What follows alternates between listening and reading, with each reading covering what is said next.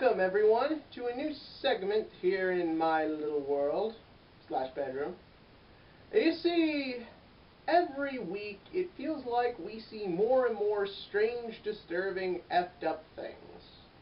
And it so occurred to me that I have the ability to talk about it, post it, and probably give you nightmares about what I say. So without further ado, let's get started with something I intend to do every Friday. The most effed up thing of the week. Cue title scene.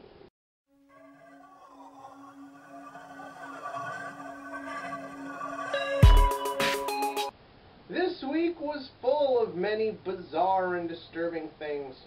From Matt Lauer showing his inner Baywatch yesterday, to a brand new mascot for a sports team I will put here because I am too busy drinking myself to the point where I can forget about it.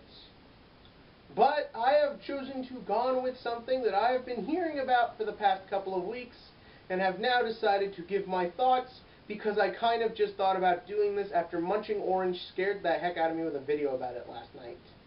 Today's subject: the Lumiose City Ghost Girl. For those of you who do not know, the Lumiose City Ghost Girl exists in Pokemon X and Y, something I have talked about many times here on my channel, but let's just talk about it again because I want to. Now, as we all know, Pokemon has, over the years, put a couple things in their games that have not sat well with people.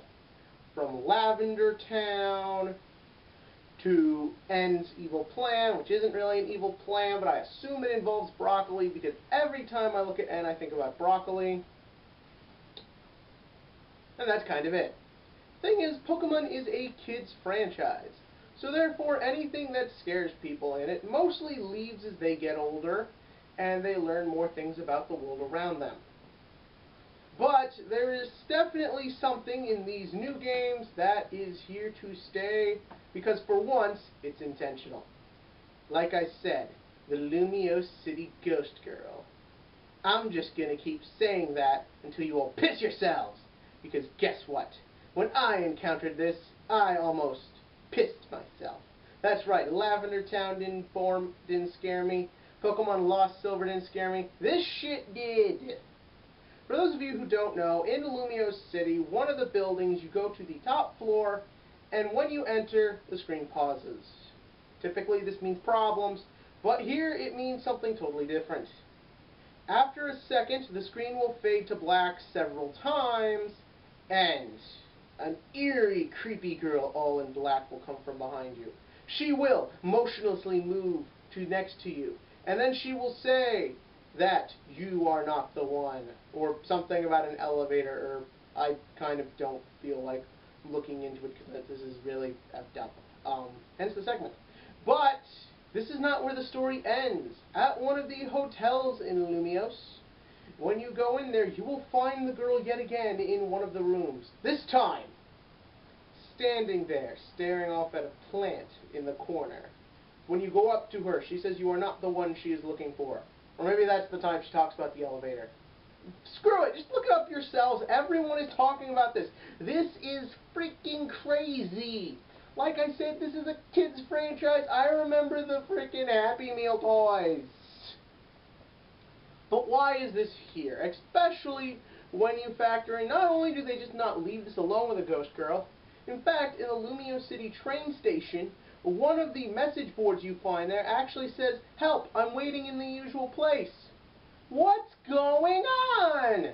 Many people on the internet are speculating that she's a girl who died and her ghost now haunts the couple of buildings you find her in, and that message was her hoping for someone, maybe her boyfriend, maybe a normal friend, to come save her, and they were too late. Then there are others who are saying that the two events are non-related and that she is a psychic who is projecting her mind or her spirit or her consciousness into that building for whatever reason. Interestingly enough, when you talk to the maid in the hotel room next to where she is, she will almost act like she is hiding something and will try and change the subject. So, what does this mean? Well, Game Freak has yet to fully comment on this. This is nothing new. They never comment on anything. But what could this mean? A, it probably means nothing. Yeah, good chance it's an Easter egg. Pokemon loves to do little things for the fans. I'm sure it's just for fun, creep you out. They knew the games would come out around Halloween time. Figure they could get things, controversy, keeps Pokemon in the news, keeps everything set. Pokemon is a genius marketing campaigns. Then there's the other option. What if it does mean something? First up, I'm going to touch on the message board first. The simple fact of the matter is I don't think these two things are related. When you read this message, there's also a little boy in the train station who is frantically looking for someone and wondering if he is too late. The girl is clearly meant to be either your age or a teenager, and the boy is clearly a little kid. So the message most likely has to do with that kid and nothing else. So most likely that is either a side event that'll get released via Wi-Fi or just meant to be another little thing that one of the programmers got to do. As for if the girl is psychic, I think that is possible, plausible. Would I like for that to be the answer though? No. First up, it wouldn't explain why the maid is freaked out because she's in another room. So clearly something's going on here, and someone at Game Freak is sitting at their desk thinking, ha ha, you're doing what I want you to, so I'm going to keep doing it. The thing is, X and Y definitely has, maybe not went for as intense a plot as Black and White, but definitely went for more disturbing Pokemons, like Tree Ghost Pokemon! So we know that in this game, death exists. Not just Pokemon death, people death. So that is an element that this game has. Also, the Z Legendary is themed around rejuvenating life, bringing things back. My personal theory is that, because obviously we can't go backwards now that we've gone forward, we can't go back to just doing a new and improved third game in 2 years.